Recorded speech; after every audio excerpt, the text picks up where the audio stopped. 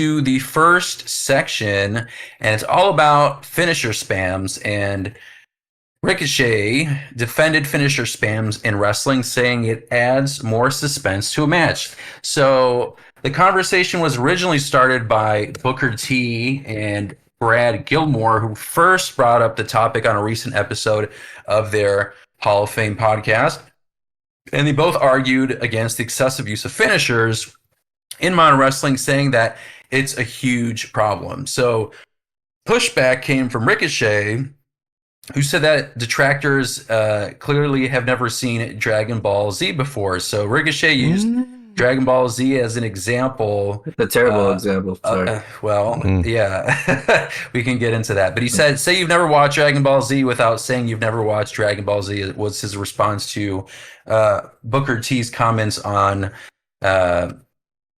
the finisher spams. So a fan followed up and responded to Ricochet by complaining about the excessive amount of finishers in all of AEW's matches. And Ricochet followed up explaining that it can add more suspense to the match. So he says, I disagree. It gives more suspense because in other promotions, we know the match isn't going to end until someone hits their only move that ends the match. So everyone is just sitting and waiting until that one move, knowing the match isn't going to end until that happens. So that's his argument. So Chris, he argues that the finisher spam actually adds suspense because it breaks the predictable formula of one finisher equals match over. Do you agree with that logic, or do you feel like kicking out of multiple finishers desensitizes the crowd and kills the drama? I mean, it wouldn't be called a finisher then if you're gonna just spam it, because it's like it's not, nothing's finished. It's just like you're just using the moves like over the crossroads. Yeah, well, but like WWE in that sense, like they land like a handful of the same finisher in the same match. So I don't know what he's talking about, but yeah, I wouldn't say like it's a. Like the finisher spam isn't only an AEW thing. I don't think like WWE also does that too.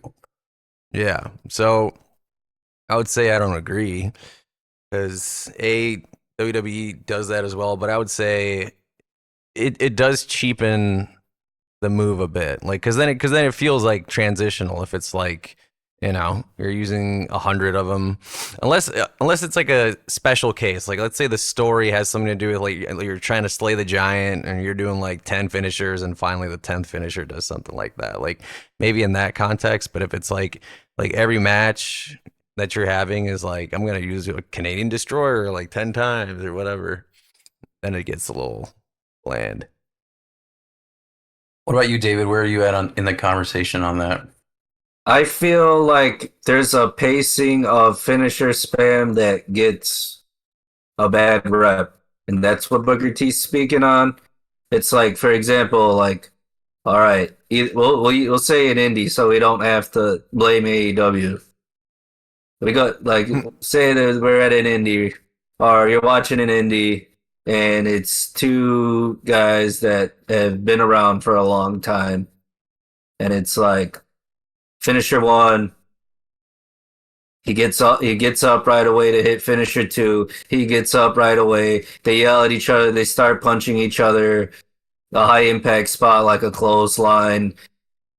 Crowd gets hyped. Repeat the whole finisher thing again. They lay there. Everybody starts yelling, "Holy shit!" And then they hit their finisher for real. I feel like that's finisher spam.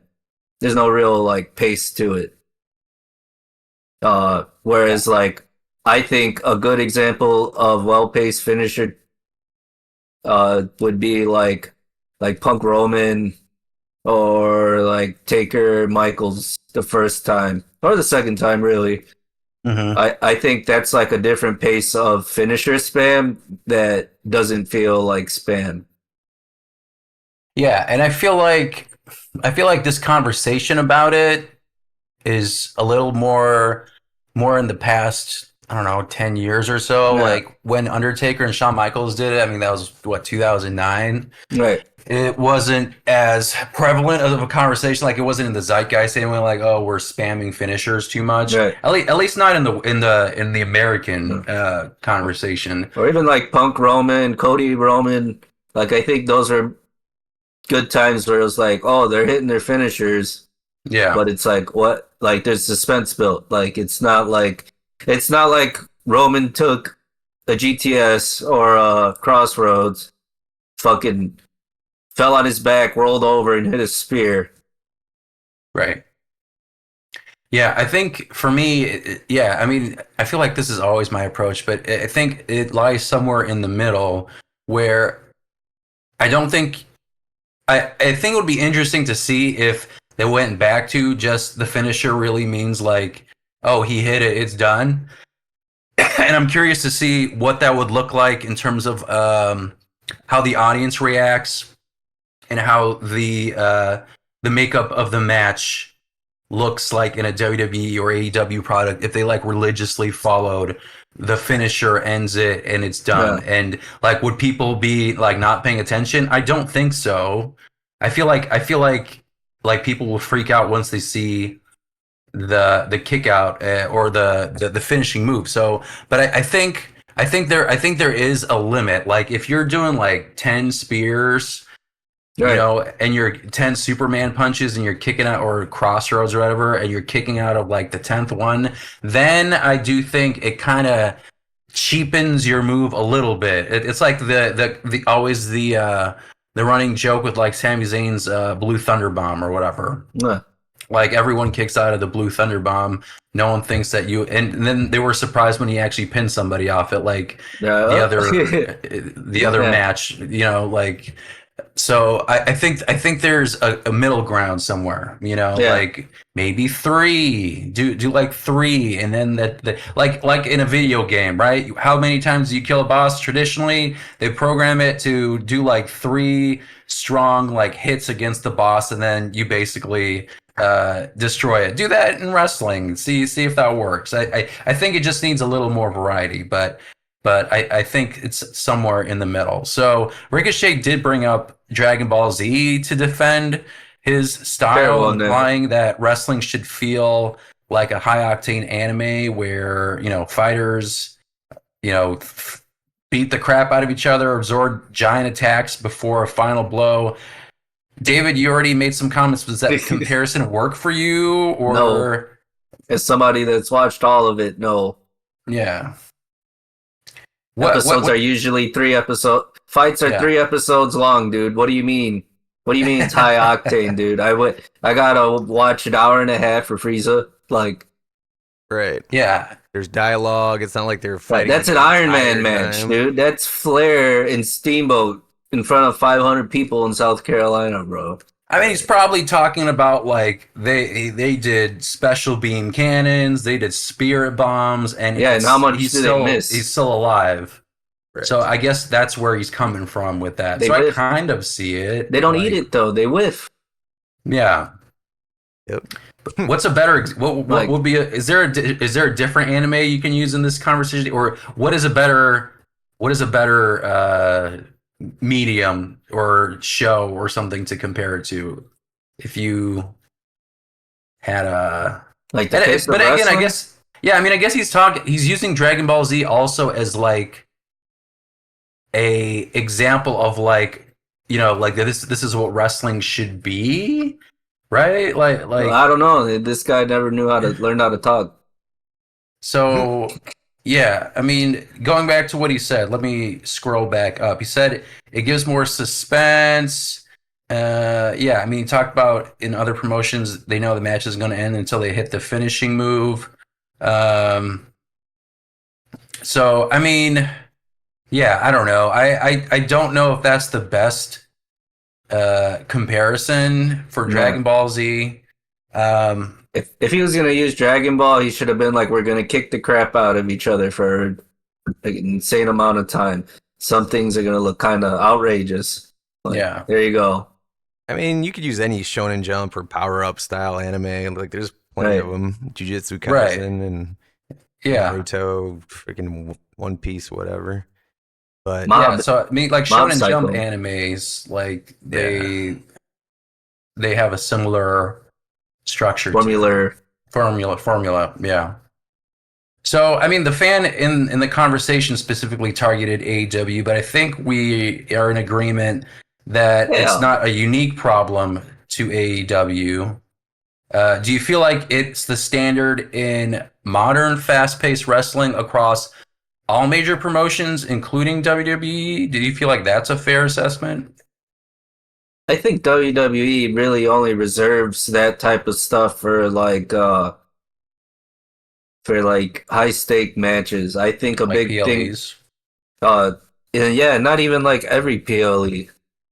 Like it doesn't happen every PLE. It doesn't happen every Monday. It doesn't happen every Wednesday or Tuesday or Yeah.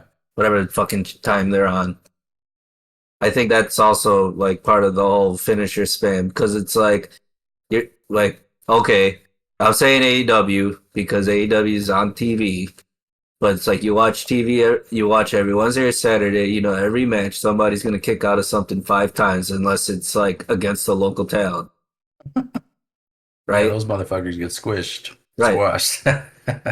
And Yeah. that's fair. That's cool. And then it's like, okay, if you put on WWE, like maybe it happens the first couple matches because it's like it's it's low card. It's dudes that are working their way up, like they're fighting for something.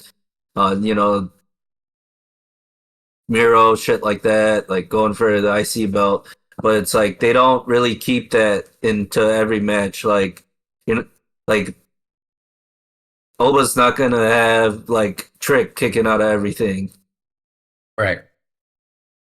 Yeah, and I And think they're positioning Oba to be kind of like that one and done. He's going to right, finish you off pretty quickly because he's super strong. Brock Lesnar is the exception because they're trying to make them like a clash of monsters and they want yeah, it to be believable that either of them can win. they're You both know, DLC and Godzilla Destroy All Monsters. that'd be funny.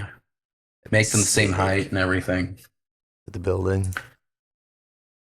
But yeah, I mean, I don't. Do you feel like Booker T is like I've doing old man yelling at clouds, or do you feel like that is a accurate like I'm sure in the context conversation? of everything, it's probably old man yelling at cloud. I love Book, Yeah. but I'm sure there's some of that to it. And of course there's gonna be some of that to it in the sense that like he made a career not having to do that. Mm-hmm. And everywhere he looks, he knows guys that made a career not having to do that. And they Right. understand the importance of not having to do that, but they also come from a school of not having to do that. Where these guys are kind Yeah. of like just like, oh, we're following XYZ. And I think a lot of them follow New Japan, and I think even New Japan has a better understanding of that type of scenario. I don't like I don't I expect it out of Omega Okada. I don't want to watch, insert who would I can't think of whoever name two dudes that are like 75 overall in 2K. I don't need to see them do that. You got a bunch of finishers. Yeah. No, I just mean like Darby Allen. Darby Allin's believable that he has to hit all those finishers. Everybody's 900 times bigger than him. That's true. Well, But not what in about him kicking AEW. out of all the finishers, though? Do you believe that? I'd say He's probably an exception just because his style is that he's going to get beat the fuck up and he can't die. That's true. I mean, he falls off of ladders and shit all the time, so In real life. that makes sense. Yeah, he climbs Mount Everest. Crazy bastard. So I He's guess definitely an exception. maybe a bad example. But yeah, I think I feel like it's a little bit of old man yelling at clouds. I mean, again, it's like a generational thing that it affects in every aspect of life. I feel like people are like, and I hate that. I even see like our own generation do it. Like it must be a biological thing. It's back in my day, it used to be this. You know, it used to be better than this. The things that kids are doing now, this makes no fucking sense. 6, 7, what's that? You know, whatever. Like whatever's in the current zeitgeist. Like people don't understand it, don't make sense of it, and we So can look it's back at our generation whatever the hell that was, people like Harlem Shake, I don't freaking know, RAR XD, Ice Bucket Challenges, Vines, you know, like random dumb the shit. Like, mannequin challenge. yeah, Sigh. I mean, Gangnam Style. planking, like Oh what the yeah, I hell used to was play. that? I planked all over Millennium Park. And Yeah, the but that's zoo, what I mean. bro. It's like shit that people probably thought were cringe, and then now we have new Yeah. cringe. Like will just be Every perpetual yeah, cringe. thing, So I dude. think what am I trying to get at? It also applies to wrestling because it's a previous generation commenting on something that is a new way of doing something, and they think their way is better because X, Y, and Z. There may be some validity to it, but I think that there is also, a beauty in what's new and like whatever it is that this current crop of wrestlers are doing. Sure, you can, wean back a little bit and, moderate yourself a little bit and maybe do a little less finishers because again, it's the same thing with like, bleeding in every match. I think that's pointless. Like at that point, it Lots literally, cough. yeah, I mean, for me, literally, like, it scratched his ass and then he just starts bleeding or whatever, like, or scratched his head and then it just starts gushing. He had an itch. Nothing. Ass is right. Yeah.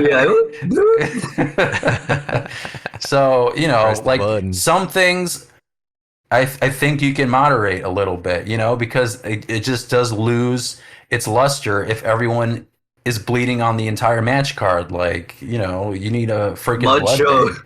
Yeah, mud show. But Goddamn.